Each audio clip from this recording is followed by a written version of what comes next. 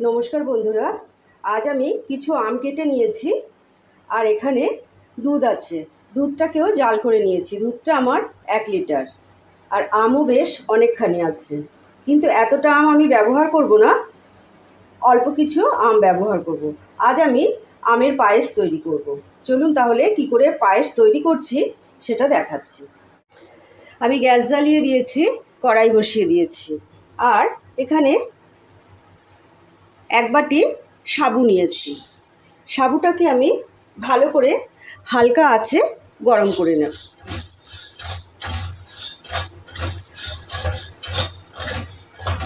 এটাকে হালকা আঁচে নাড়াচাড়া করে নিচ্ছি।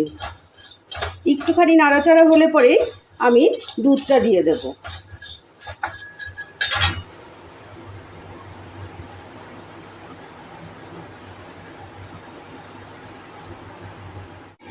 এইখানে আমার 2 ধরনের সাবু আছে, একটা মোটা মানে বড় দানার সাবু, একটা ছোট দানার সাবু, দুটো মিশিয়েই একসঙ্গে করছি। এদিকে আমি মিক্সিতে আমের 4-5টা গাল কেটে নেওয়া হয়েছে। এদিকে আমার সাবুটা কিন্তু বেশ ভাজা ভাজা হয়ে গেছে। আর এই সময় আমি দুধটা গরম করে রেখেছিলাম, এই দুধটা আমি কিছুটা দিয়ে দেব।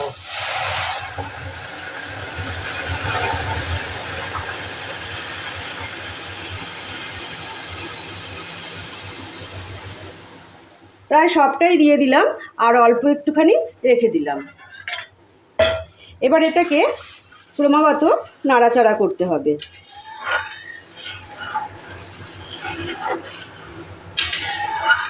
আর গ্যাসের ফ্লেমটাকে লো টু মিডিয়াম করে দিলাম।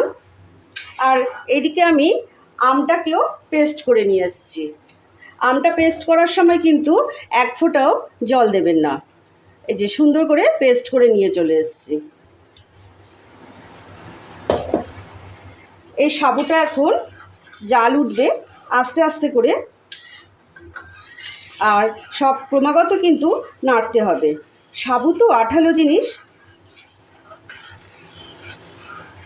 যদি আমার চ্যানেলটা ভালো লাগে তাহলে অবশ্য কিন্তু লাইক, শেয়ার, কমেন্ট, সাবস্ক্রাইব অবশ্যই করবেন। আমার নতুন বন্ধু যদি হয়ে থাকেন তাহলে কিন্তু চ্যানেলটিকে সাবস্ক্রাইব করবেন।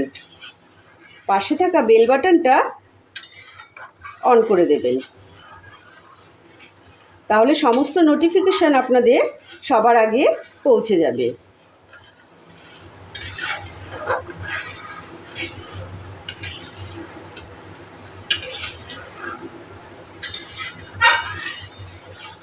দুধটা আমাদের জাল করা ছিল, তাই খুব তাড়াতাড়ি দুধটার মধ্যে জাল উঠে গেল। এইবার এইভাবে নাড়তে থাকতে হবে।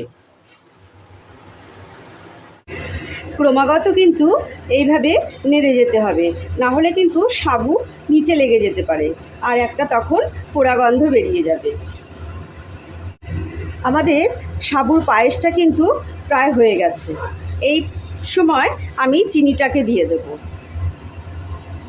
খুব একটা চিনির ব্যবহার করছি না, যেই বাটিটা নিয়ে সাবু দিয়ে নিয়েছিলাম সেই বাটিটা দিয়েই ভর্তি করে চিনি নেইনি, অল্প একটুখানি কম করে আমি চিনি দিলাম।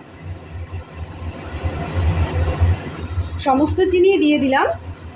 এরপরে আমি যখন দুধটা আমার ঠান্ডা মানে একটুখানি গরম গরম থাকবে তখন আমি আমটাকে দেব, না হলে দুধটা কিন্তু কেটে যাওয়ার সম্ভাবনা থাকবে।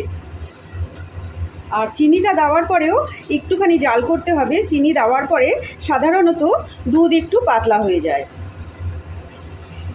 এই সময় আপনারা ইচ্ছে করলে একটু এলাচ দিতে পারেন। আমি একটু এলাচের ব্যবহার করব।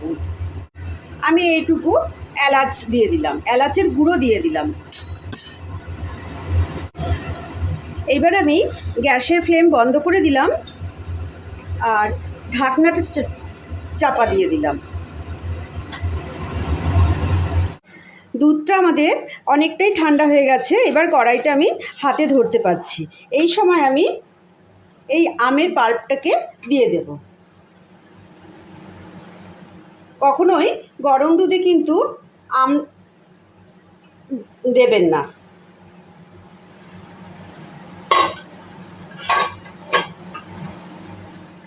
এবার সুন্দর করে এটাকে ঘেঁটে দেব। আমাদের তৈরি হয়ে গেল আমের পায়েস। ভীষণ ভালো লাগবে খেতে, খুব একটা মিষ্টি দেবেন না, আমের তো নিজস্ব মিষ্টি আছে। আর আম থাকতে থাকতে সকলে বানিয়ে ফেলুন। এটা আমার এখন কড়াইতেই থাকবে, সেই জন্য আমি আর সার্ভ করলাম না, কড়াইতেই আপনাদের দেখালাম। ভালো করে ঘুরিয়ে দিচ্ছি। প্রথমে ভাবলাম কড়াইতেই রাখবো, তারপরে ভাবলাম যে না, কড়াইটা তো ফ্রিজে ঢোকাতে হবে, সেই জন্য সার্ভ করে দেই, তাই বাটিতে সার্ভ করে দিলাম। আর বাটিটাকে ফ্রিজে ঢুকিয়ে দেবো। এবার ঠান্ডা হয়ে গেলে পরে তারপরে খাওয়া হবে। ঠান্ডা করে কিন্তু খাবেন, দুর্দান্ত স্বাদের হবে। আবার কোনো দিন হাজির হয়ে যাব নতুন কোনো রেসিপির সঙ্গে। ততক্ষণের জন্য আপনারা সুস্থ থাকবেন, ভালো থাকবেন।